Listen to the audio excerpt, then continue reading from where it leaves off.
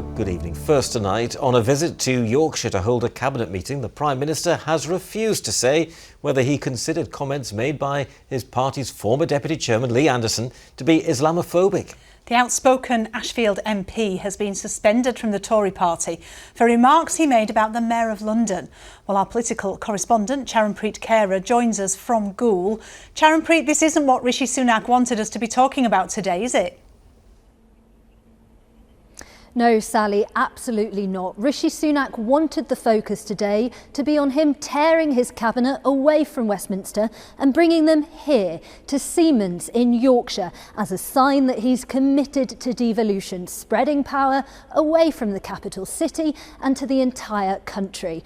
Now, Siemens makes about a quarter of the UK's trains, and it just so happened that transport was on the Prime Minister's agenda today. Instead, though, the focus has been on one calendar MP who's gone off the rails, with comments seen by many as Islamophobic. Good morning, everyone. Welcome. It's great to be here at Siemens in Goole. Now, this is the first time there's ever been a cabinet in East Yorkshire. This is what Rishi Sunak wanted to talk about today. Instead, all eyes were focused 55 miles south in Ashfield because of these comments by the local MP. I don't actually believe that these Islamists have got control of our country, but what I do believe is they've got control of Cairn, and they've got control of London, and they've got control of Storm as well. On Saturday, Lee Anderson was stripped of the Tory whip. But today, the Prime Minister refused to call his former Deputy Chairman's words Islamophobic.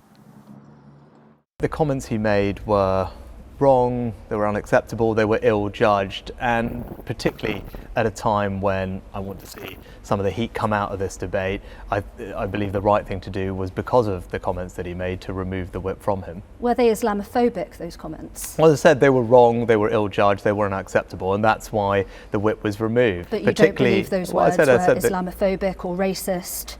I said I don't believe Lee is a racist person or an Islamophobic person, but the comments were wrong. Everyone needs to be careful with the language that they use. Then what exactly was wrong about them? As I said, they were wrong. But why? Well, as I said, it's important that everybody is careful with the words they use, particularly at a time when tensions are already running high. Prime Minister, let me put it to you this way. If Sadiq Khan was not a Muslim, do you think that Lee Anderson would have made those comments? If I could just finish answering the question. As I said, it's a time when tensions are already running high, and I think it's incumbent on everybody, but particularly politicians, to be careful with the words that they choose. So okay, Prime Minister, if Lee Anderson does apologise, will you welcome Lee Anderson back to the party? I think Lee Anderson's just made some comments that I believe were wrong, they were unacceptable, they were ill-judged, and that's why he's had the whip suspended from him.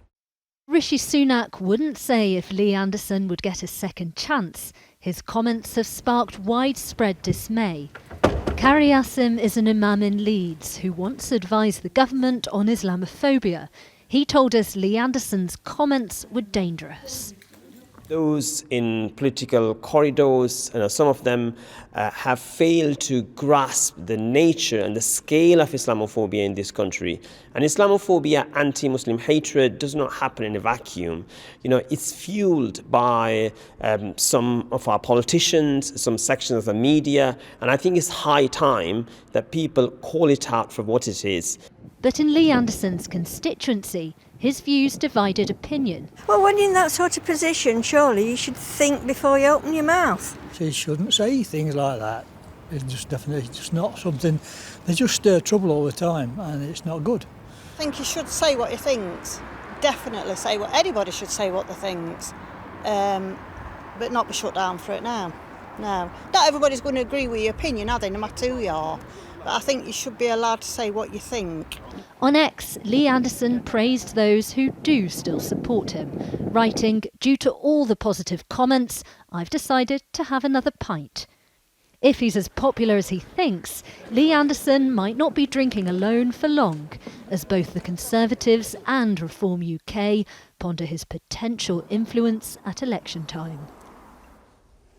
Well, Charanpreet, certainly worth keeping an eye on Lee Anderson's movements in the coming days. But all this happened as the Prime Minister was in Yorkshire announcing how money from the cancelled HS2 project would be divvied up. But is this actually new money? I'm afraid not, Sally. All of this money was actually announced 5 months ago when the northern leg of HS2 was scrapped. Back then, the government told us that around £36 billion would be saved from the project and £4.7 billion of that would be spent on local transport funds.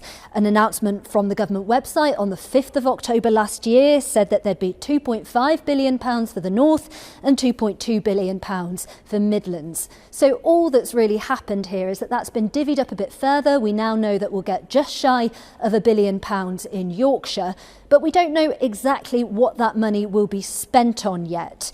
Now, the reason for that is that word that I mentioned at the beginning, devolution. Rishi Sunak says he doesn't want the decision to be made in Westminster, but instead that the power should rest with local councils and local mayors. But the West Yorkshire Mayor, Tracy Brabin, wasn't too impressed.